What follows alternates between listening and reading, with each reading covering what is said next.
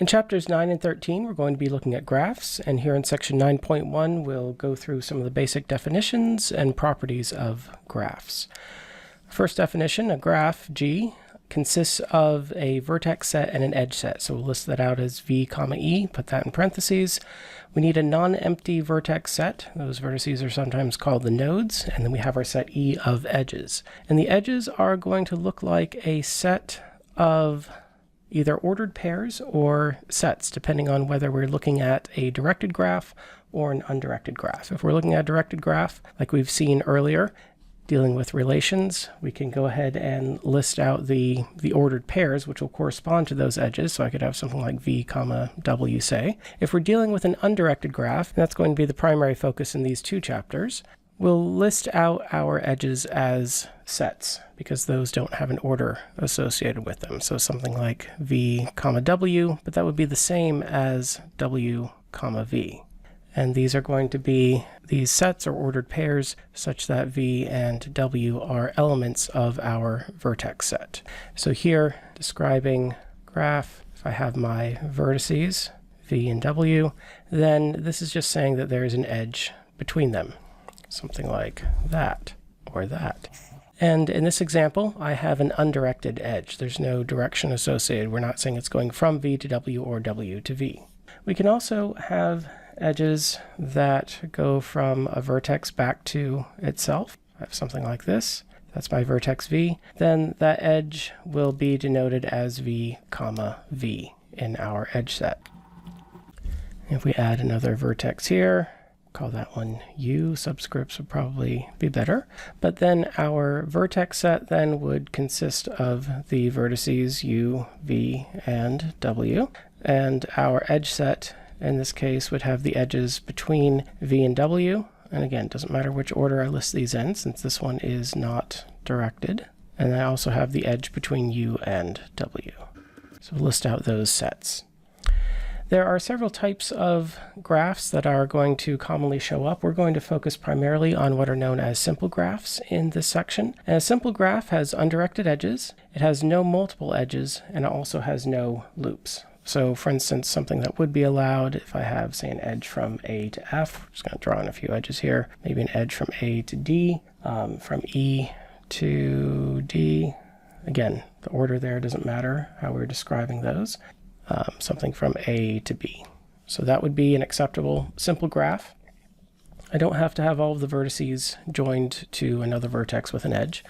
It's fine to have one out there by itself. The things that aren't allowed here, so I'm not allowed to have multiple edges, and that would look something like this. So if I had another edge between A and B, if we had a way of keeping track of the duplicates on the edges there.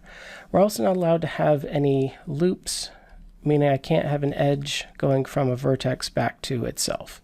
So something like that, for instance. Those are both not allowed in this type of graph. The next type of graph that we'll define is called a multigraph. We still have undirected edges. In this case, multiple edges are allowed, but loops are not allowed. So continuing with our example above, maybe we have some of those same edges. But in this case, I could have an edge from A to B and then maybe another edge from A to B. And if you were representing something with a multigraph, you may have a situation where if you're thinking of, say, a map, if the edges represent roads between two locations or possible ways to get from one location to another, in this instance, we would distinguish between the different ways of getting there. Whereas with a simple graph, the edge may represent just the fact that there is a way, at least one way, to get from one location to another, and maybe you're not concerned with multiple possibilities. There are other models that we could give where a multigraph may be appropriate rather than a simple graph.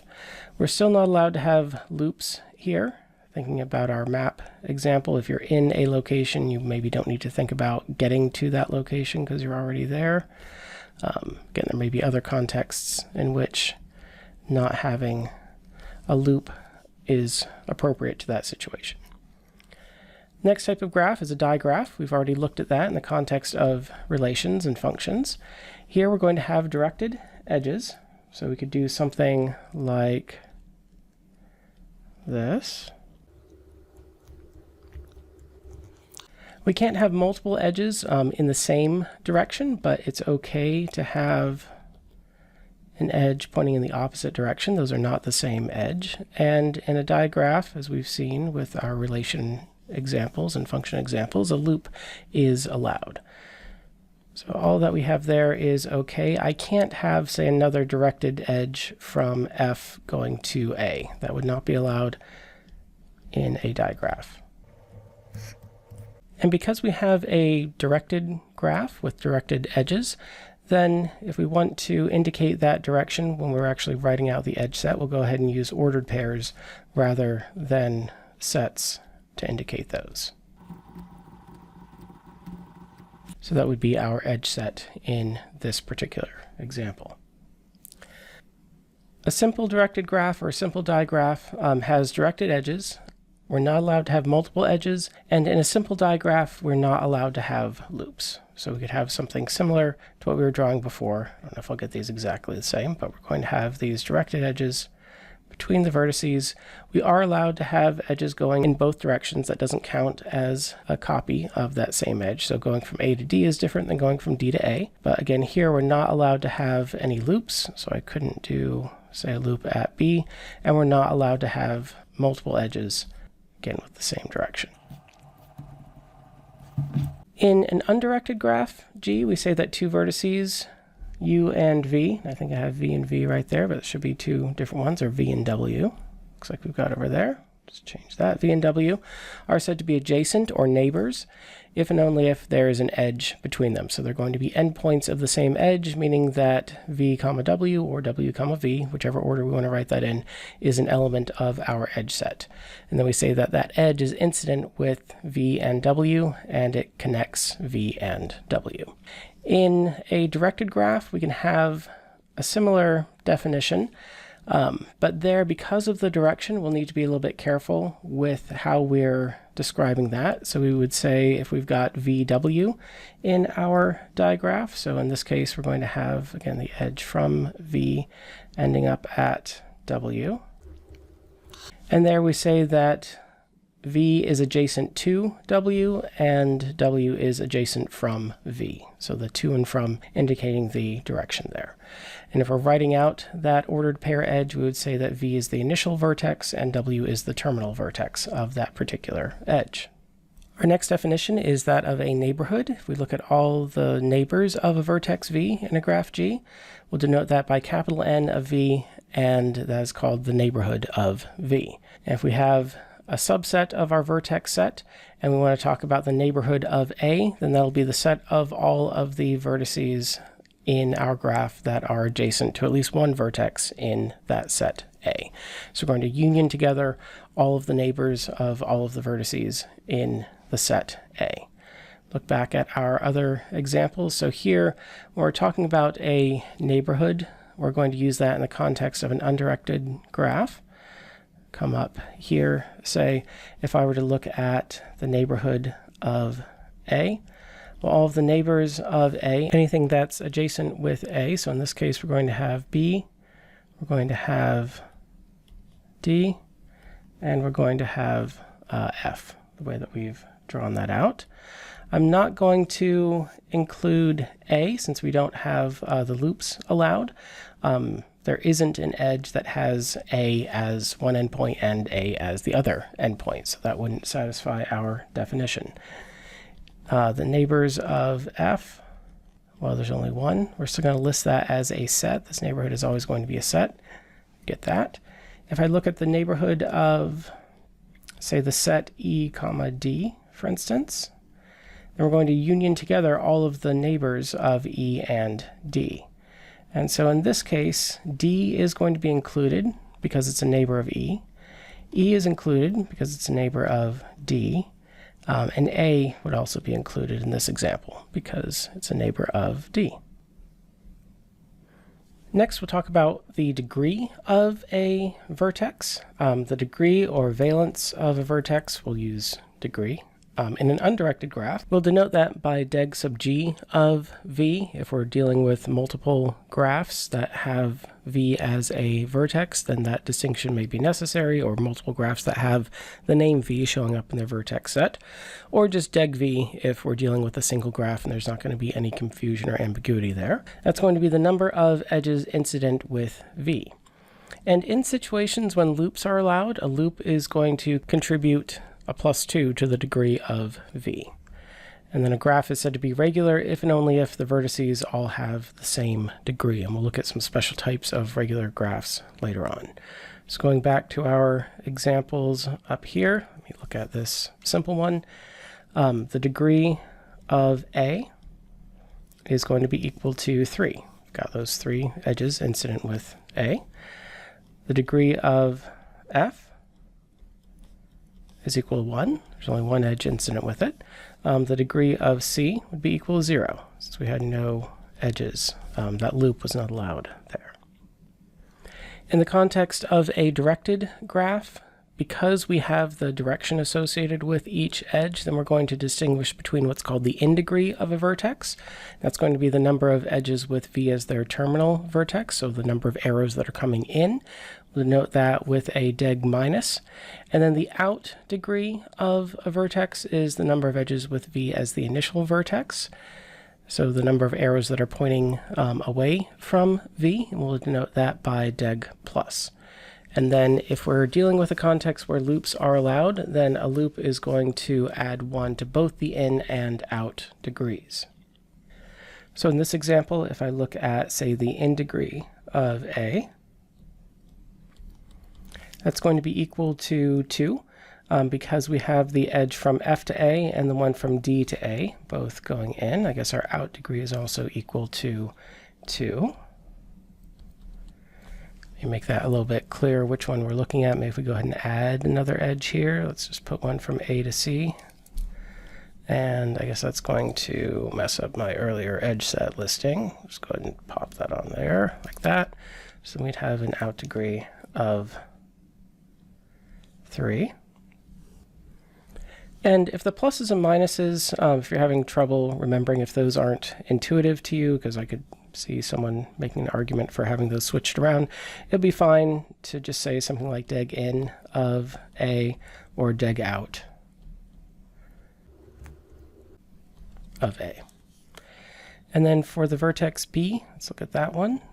Both our in degree and out degree are going to be equal to 1 because we just have the loop there. But those are both going to contribute to the degrees of B.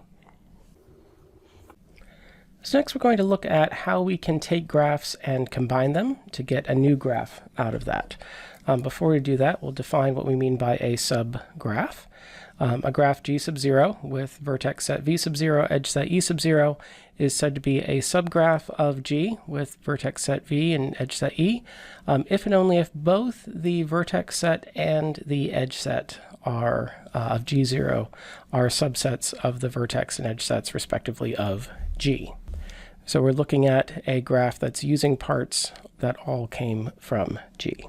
We can talk about the union or the intersection of two graphs as well, and there we're simply going to take the unions of the vertex sets and the unions of the edge sets, or take the intersection of the vertex sets and the intersection of the edge sets. We'll use our same notation that we had earlier for sets, G1 union G2, G1 intersect G2. When we're talking about a union or an intersection, it probably only makes sense to do that in a context where the vertex sets have at least something in common. If they don't have anything in common, then the intersection is just going to be empty. So I'm not going to have a graph, at least not one that I can really draw. And if they have nothing in common and I take the union, then I'll end up just drawing one copy of the graph next to the other one, and that's not going to be very interesting. So again, union and intersection, generally we would talk about that if there is some overlap between at least the vertex sets of those graphs. We can also define the complement of a graph, and we'll denote that with the same notation that we had for the complement of a set with the overline bar on it. We're going to have the same vertex set, but the edges are going to be all of the edges that we didn't draw in E before, so all the possible ones that weren't already there. And so when we're talking about the complement of a graph, then we're generally only going to use that in situations where multiple edges are not allowed. Otherwise, it doesn't really make sense to talk about the possible edges that you didn't draw, because there could be infinitely many edges that you could have drawn and didn't. So again, using the complement with simple graphs, either simple directed or undirected graphs. So if we look at an example here, let's say we have these two graphs, G1 and G2, and we intend these vertex sets to be the same between the two of them. Looking at this graph, is this a subset of either G1 or G2? If we look at our vertex set, our V sub 0, in this case, B, C, D, and F, that is a subset of both the vertex set of G1, and it's also a subset of the vertex set of G2, so that would check out for both of them. But our edge set here, which is going to have, again, just BC, I'm not going to write out the G1 and G2 and set notation here. We've got our BC edge and then our CD edge. Again, I can put those in either order. That is a subset of the edge set of G1, but it's not a subset of the edge set in G2. In G2, we don't have an edge between B and C. We don't have an edge between C and D. So this is a subgraph of G1, but not of G2. And if we want to find the complements of either of these, and then the union and the intersection, we can draw those out. So for the complement of G1, go ahead and put that here. Looking up at the edges that weren't drawn, we'll just go through with each vertex at a time. And I could also cheat a little bit here because I have the magic of copy and paste. I can just go through and draw in edges that I need. So one from A to B, one from A to E. And then looking at B, we don't have an edge between B and F or between B and D, so we put those in. C, draw an edge out to E and out to F. And then looking at D, we'll need an edge between D and F. And once we get to E, we already had an edge from E to F, and everything else would have already been covered, and F likewise. We've already made any connections there. So I'm just going to take those, copy them off. I'm going to bring those down here, again, just because I can do it that way. And I can make the size. Just go down. There we go. And if we look at that, notice that that's exactly the same as what we had with G2. So G1 complement in this example actually ends up being equal to G2.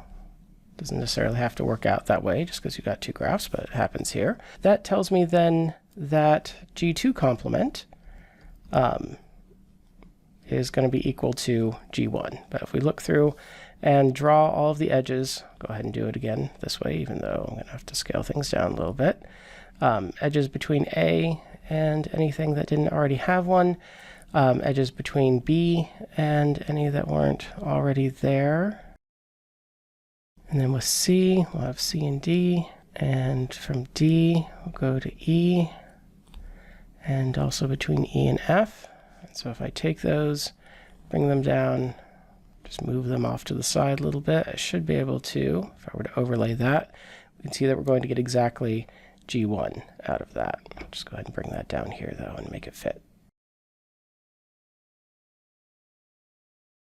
And then because of that, if I look for the union of the two, that means that I'm going to have all possible edges being drawn. And there's a special name for that type of graph, and we'll get to that in just a minute. So we're going to have all possible edges. Again, we've got a simple graph here, so I'm not going to have multiple edges.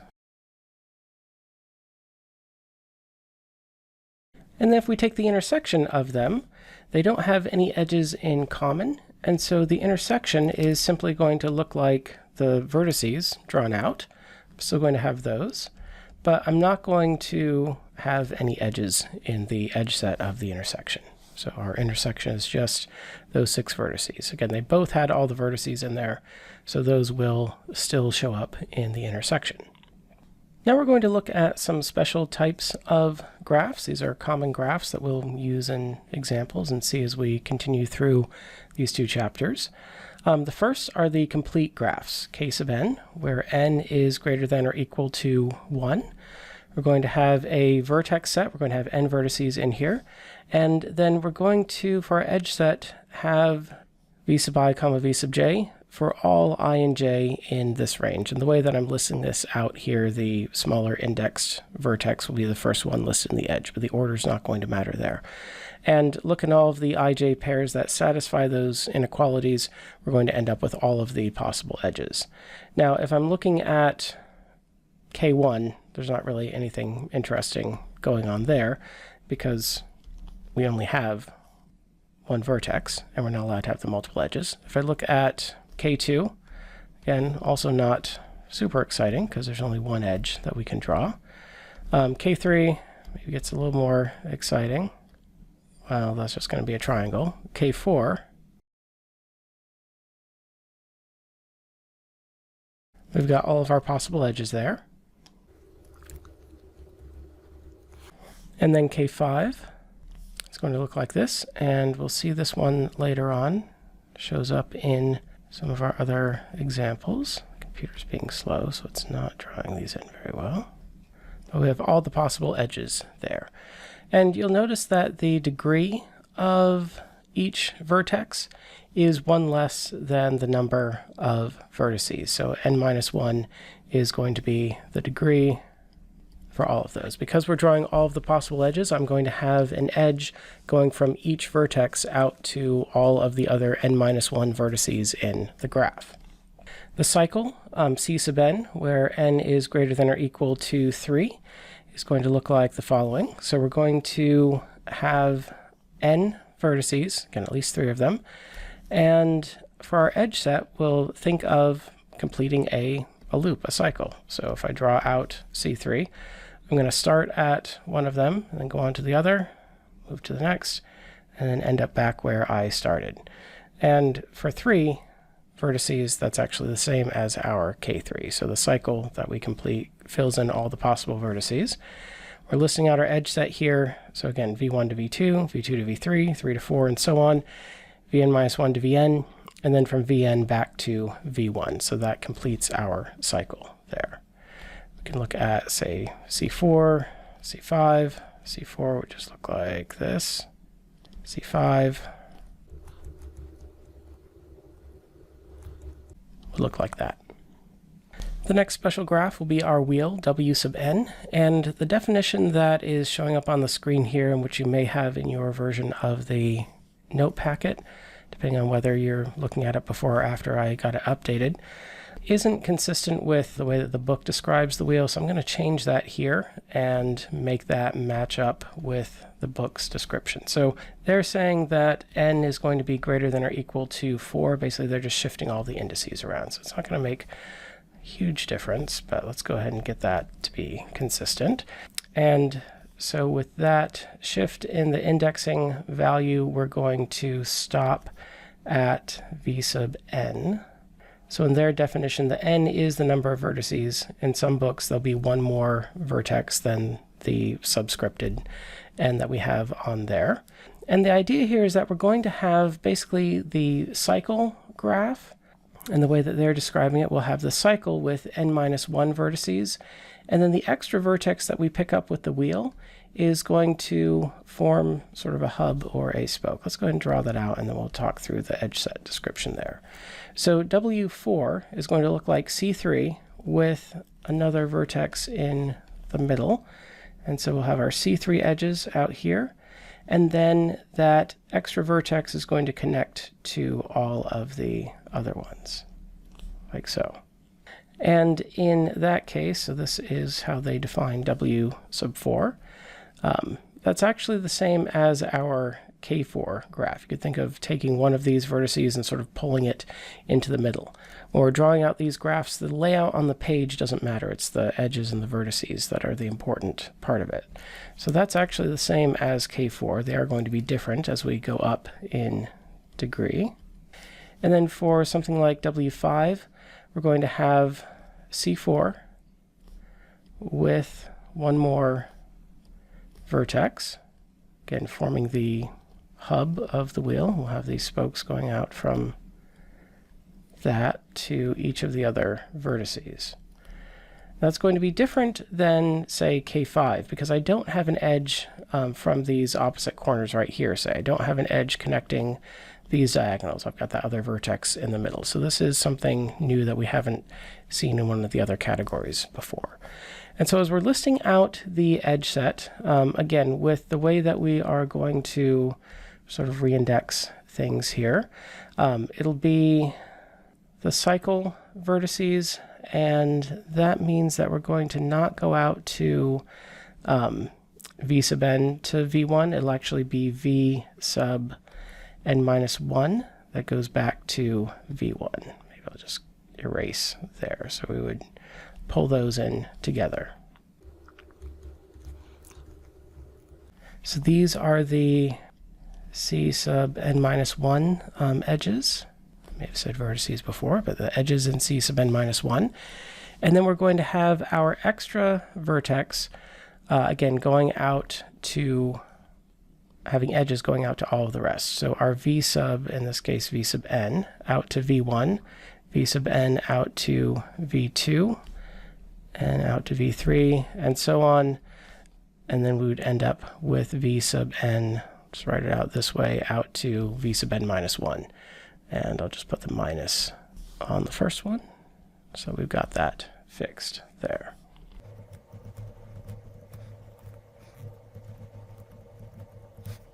So that's how the book defines W. That's what their indexing looks like. We'll go ahead and maybe, I don't know, do one more. So W6 would start out as a C5 cycle, and then we're going to have our sixth vertex in the center, forming the hub of our not very useful wheel. And there's W6. The next special graph that we'll look at is the n cube, and this is going to be an n-dimensional cube. Or at least there's a way of drawing the vertices in such a way that we get an n-dimensional cube. That's going to be defined for n greater than or equal to 1. I suppose you could have a 0-dimensional cube, would just be a single vertex by itself. So if we were going to have a Q0, that's probably the most natural way, maybe the only way to really define that. The one-dimensional cube is going to be equally unexciting. It's just going to be a line between the two vertices, an edge between the two vertices. So that'll be Q1. And one way to build up to the next cube is to label these. So if I had even started here, start with labeling that as 0, and then add another copy and put a 1 on there. To build up to Q2, to go up to the next dimension, I'm going to take 2 copies of Q1 and put those together. And I'm going to connect the cloned vertices with an edge. So that clone of 0, connect that. Clone of 1, connect those. And then I can tack on a 0 and a 1. Put another 0 on the bottoms. I'll put a 1 in front of the tops there. You can see we're building up to the sort of binary representation or binary labeling of each of the vertices. I can move up to Q3 by taking 2 copies of Q2 and then connecting the cloned vertices. And if I want it to look like a cube, then I can overlay them like that. And now it looks like a 3-dimensional cube. And again, with the labeling, I'll take 1 copy and put 0s. So my back copy here, we'll put 0s, and then we'll add 1s on in the front. So we're going to get a different binary number for each of those vertices. And another way of drawing Q3, if I were to take my copy of Q2, try to make that a little bit bigger, I could put another copy inside of it, shrink it down like this. And we can see that if we draw it in that way, I can connect the cloned vertices without having any overlapping edges, and that property or that definition will come up later on in these chapters. And again, I could label however I want to do this. I'll put the 0 maybe in front of the inside copy and a 1 in front of the outside copies there. If I want to build up to Q4, it's going to be a little bit trickier to think of that in 4 spatial dimensions, but this idea of taking a copy and cloning it, let's see if we can get those show up. Here we go. So I've got my clones, and then again I'm going to connect the cloned vertices with each other, or the original with the clone, however you're trying to describe that. I'll do these, maybe I'll put those in a different color just so we can see those connections a little bit better. So I'm going to have an edge from the 0, 0, 0 on one to the 0, 0, 0 on the other. Same thing over here. Connect those two, connect these, try to do it without overlapping as much as I can. I'm going to connect those, and then one more. And again, I could add the 0s and 1s on to those. If I wanted Q5, well, I'd take 2 copies of this and then connect each vertex with its clone. So there's our n-dimensional cube then. Our next definition is for what's called a bipartite graph. That's going to be a pseudograph, which we didn't define. It's going to be an undirected graph where multiple edges and loops are allowed. So a little more generous than what we looked at in our definition of a multigraph. Their loops were not allowed, so now loops are allowed.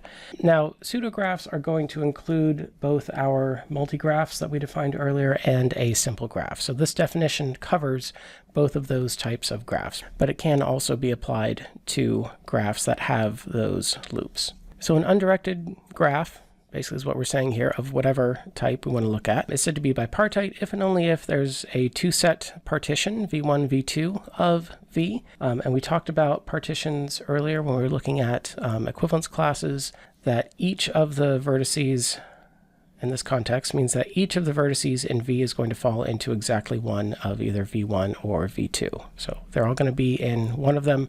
None of the vertices are going to show up in both.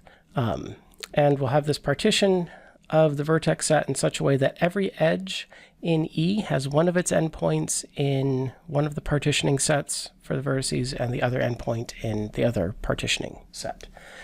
So visually, we can think of that something like this. So I've got, just go ahead and draw out the V1 and V2. I'll go ahead and put my vertices in there. Don't really need to have those circles, ovals around them. And we'd have something like this. So every edge, again, has one endpoint in one of those partitioning sets and the other endpoint in the other. So it's going to look sort of like a relation graph that we drew before. So typically we would draw this, again, without the partitioning sets emphasized like that, but that would be fine. I could have another edge in here as well if I wanted. That would also be allowed. A complete bipartite graph, we'll denote that by k sub m comma n, is going to be a simple bipartite graph, so we're not going to have any multiple edges or loops. It's going to have m plus n vertices and as many edges as possible while still being bipartite.